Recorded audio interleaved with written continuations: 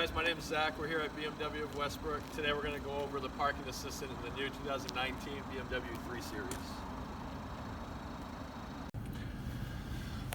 So we want to start by having the vehicle in drive. You want to activate your park distance control. Turn that on.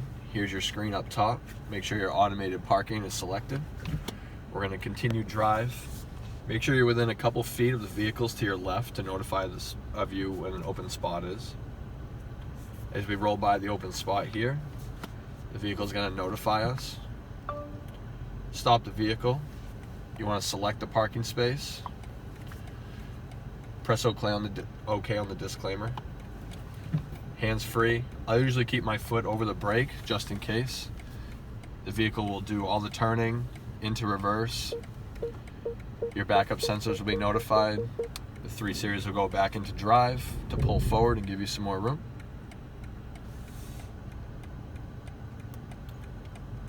The blinker also activates itself. Notice how the wheels spin. My foot's still over the brake just to be safe.